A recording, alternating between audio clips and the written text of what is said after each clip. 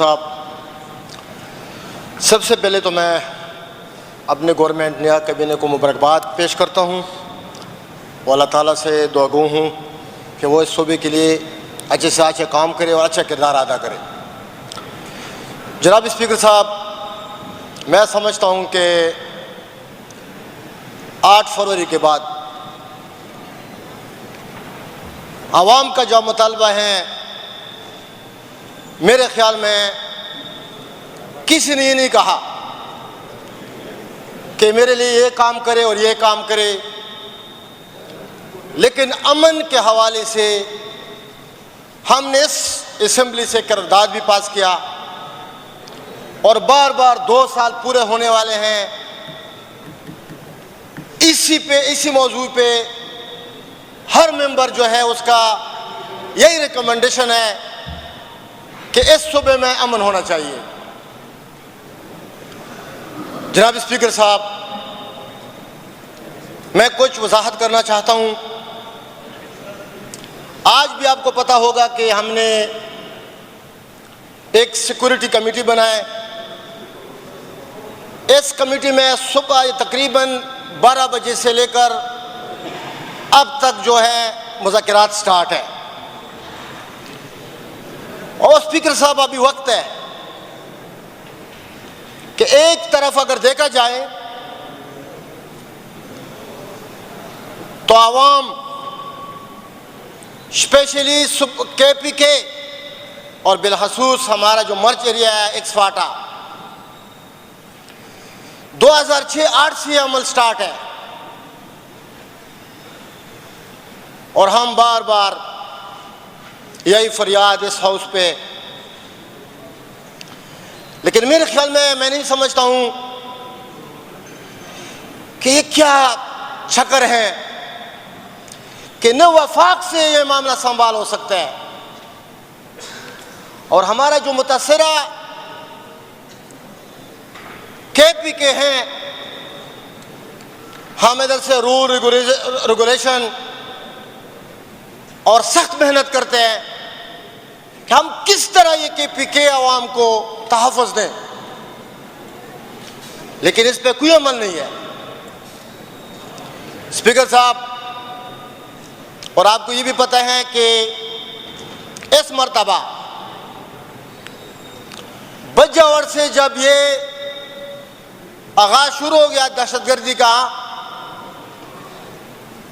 तो सुनने में आ रहा है कि 1000 बंदे थे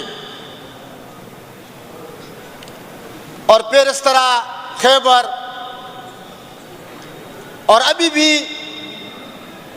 सुनने में आ रहा है कि बाकी ख़त्म है, सिर्फ 200 लोग हैं और अवाम में बेचैनी, सुकून नहीं है और पूरा सुबह डिस्टर्ब है। लेकिन मेरे ख्याल में स्पीकर साहब, बहैसियत एक अवामी नुमाइंदा, आजकल इस जदीद दौर में अगर आप बच्चे से भी पूछेंगे ना, वो भी आपको पूरा सूरत हाल बता देंगे कि ये किधर का जंग है और है क्या हकीकत में। और हम ये भी नहीं चाहते हैं कि हमारे जो रियासती इदारे हैं उस पर कोई तनकीद करे, और इदारों को भी होना चाहिए कि अवाम जिस तरह तनकीद करते हैं, अभी वक्त का तकाजा है। और मेरे ख्याल में मुतफ़िका तौर पर अवाम, मैंने पहले भी तकरीबन 2 माह पहले स्पीच किया और मैंने क्लियर वाज़ेह अल्फाजों में बताया कि आपस में बैठना चाहिए और मजीद इस तरह नहीं चल सकता है। जनाब स्पीकर, एक्सफाटा अवाम जो है 2008 में जो उसने नुकसान उठाया, आज तक न किसी का घर है, वो घर अभी तक नहीं बना, और इसके बाद अभी जो सूरत हाल है, हमने तो, मुझे समझ नहीं आ रहा है कि ये जो सुबह है ये किस तरह तरक्की करेंगे? स्कूल बंद, हॉस्पिटल बंद, और अभी अभी जो बजवड़ का वाक़या आ गया, या खैबर में, या हमारा औरंगज़ेब में, या कुर्रम में, या शुमाली वज़ीरिस्तान, जुनूबी वज़ीरिस्तान में, आप इस हुकूमत बनने के बाद आप थोड़ा स्टेटमेंट निकालें कि इस चीज़ों पे हमने कितना पैसा खर्च किया, और आगे हम तरक्की का ख्वाब देखते हैं कि रोड बनाए, स्कूल बनाए, कॉलेज बनाए। नहीं हो सकता है जब तक ये जो दहशतगर्दी है ये खत्म नहीं होगा। हमारे जो इलाके हैं वो तरक्की नहीं कर सकते। और मैं वफाक से, इस असेंबली से रिक्वेस्ट करता हूं, हम इधर सियासी तकरीर नहीं करेंगे, लेकिन हकीकत बताएंगे कि 3.5 साल 4 साल में जब वफाक में इमरान खान का हुकूमत थी तो क्यों ये चीजें कंट्रोल थी? हर चीज कंट्रोल, न ड्रोन अटैक हुई, मजाल नहीं था कि उसके हुक्म के बगैर कोई परिंदा भी पार कर सकता है एक से इलाके में। और आज वफाक बेबस है, वफाक के पास कोई ताकत नहीं है कि वो ये हालात कंट्रोल करे। मेरे दोस्त ने अभी तकरीर किया, आदिल साहब ने, कि होना चाहिए कि हर सूबे को 18 तरमीम के बाद जो उसका हक है उसको मिलना चाहिए। और उसने ये बात भी किया पुरजोर कि अदालतों को इख्तियार दे दे ताकि वो अपना सही फैसला करे। इस वक्त स्पीकर साहब जो सूरत हाल है ये नहीं चल सकता है। फिर आगे से उंगली उठाते हैं कि जो एक्स फाटा अवाम है उसमें दहशतगर्द लोग बहुत ज्यादा है। ये किसने बनाया? अगर आप इस चीजों में पैसा लगाते हैं कि इतना इतना रब दे दो, फलाना दे दो, फलाना इलाका जंगज़दा है, फलाना इलाका, तो होना चाहिए ना कि इस महरूम जो फाटा इलाके हैं, बेरोजगार लोग हैं, इसको महरूम से निकाला जाए, उसके कारोबार दे दे और एनएफसी में हिस्सा दे ताकि वो इलाका तरक्की करे। इस तरह अमन आ सकता है। न आप पैसा देते हैं, न रोजगार देते हैं, और न जो हमारे इलाके के लोग हैं। पाकिस्तान में इस तरह इलाके भी हैं स्पीकर साहब कि इस तरह जरहेज इलाका एक ही जगह है, एक ही जिला है, और इस तरह रेगिस्तानी इलाका, न उधर पौधे कुछ भी नहीं है। इस तरह लोग खुशहाली करते हैं, और इस तरह जो रेगिस्तानी इलाका है उधर लोग जो हैं ये दहशतगर्द के अलावा और क्या करेंगे? इस तरह इलाके जो हैं महरूमियत से भरे हुए इलाके, उसकी तरफ तवज्जो देना चाहिए। और स्पीकर साहब, आखिर कब तक हम ये तकरीरें करेंगे? 2 साल हो गए इस असेंबली का पूरा होने वाले हैं। अमन अमन अमन,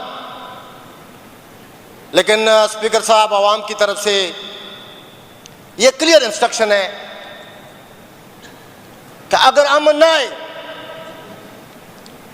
तो फिर आवाम एक फैसला करेंगे, क्योंकि ये हमारा मुल्क है, खूबसूरत इलाके हैं, और वो इलाके में हमारा जिंदगी जो है जहन्नम है। और मेरे ख्याल में हमारा एक्स फाटा स्पेशली वो तकरीबन 100 साल पीछे हैं इस जंग की वजह से, और तारीख भी गवाह है कि फाटा बगैर तनख्वाह फौज का किरदार अदा करते इस मुल्क के लिए। उसके बावजूद भी इंसाफ नहीं मिल सकता इस फाटा को। तो जनाब स्पीकर, आखिर में मैं अपना तकरीर का अख्तिताम करूंगा। हमारे गुजारिश है कि बस ये जो जंग है, जो हो गया ठीक हो गया, गलत हो गया, जो पाकिस्तान ने नुकसान उठाया, खैबर पख्तूनख्वा ने नुकसान उठाया, बस काफ़ी है। मैं इस फ्लोर पे बेहैसियत एक मेंबर, एक पाकिस्तानी शहरी, तमाम वफाक गवर्नमेंट को, चारों सूबों को, इदारों को, तमाम सियासी पार्टियों को यह अपील करता हूं कि बस इस कौम पे रहम होना चाहिए। मजीद ये मुल्क इसी तरह नहीं चल सकता है। अगर हम लोग सही मानों में बैठेंगे, क्योंकि अवाम मुतमईन नहीं है और हम ये नहीं चाहते हैं कि अवाम अपना इदारों के खिलाफ, आर्मी के खिलाफ, ईसाई के खिलाफ ये नफरत दूर करना है। और वक्त का तकाज़ा है स्पीकर साहब, ये इदारे भी इस कौम के बच्चे हैं, 5 उंगली बराबर नहीं है। एक दो बंदे में फर्क होगा, लेकिन आज मैं इस बात के लिए भी हैरान हूं कि अगर आप स्टेटमेंट देख ले, एक दहशतगर्दी में पुलिस का शहादत है, फौज का, सिविलियन का, और इसके मुकाबले में दहशतगर्द न होने के बराबर है इसका हलाकत।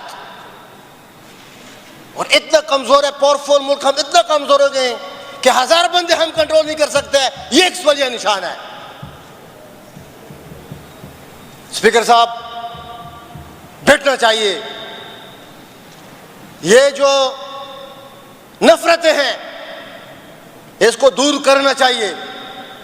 मजीद ये सिस्टम नहीं चलेगा तो हम उम्मीद भी करते हैं, मेरा ताल्लुक है फाटा से, और फाटा वाला लोग जो हैं वो जरगे भी जानते हैं, वो हकायक भी जानते हैं, वो सच बोलना भी जानते हैं। ये हिम्मत अल्लाह ताला ने दिया फाटा अवाम को। तो मैं स्पीकर साहब ये रिक्वेस्ट करना चाहता हूं कि ये जो खेल है, गेम है, इलाके बहुत पीछे रह गए। जिस तरह मैंने पहला बताया कि 2008 जंग में वो इलाके तस-तस पड़े हैं, 4-4 राह का ऐलान हो गए थे। आज इस दौर में अगर कोई इस्लामाबाद से और किसी जाते हैं तो वो किराए का पैसा भी नहीं है, इलाके आबाद करे। और मेरे ख्याल में इस वक्त अवाम के लिए जो मुतासिरीन लोग हैं वो उसका घर आबाद करना चाहिए। मजीद ये खेल ख़त्म होना चाहिए, वरना हम तंग आ चुके हैं। हमने एक फैसला करना है, हर हालात में करना है। तो अपोजिशन वाले भाई को मैं रिक्वेस्ट करता हूँ, आप ये हमारा मजमूई बात है, ये सिर्फ आपके नहीं है ना हमारा है, इस सूबे का मसला है। आप लोगों के लिए भी होना चाहिए कि इसमें खूबसूरत किरदार अदा करे ताकि ये सूबा तरक्की करे। Thank you ji Suresh.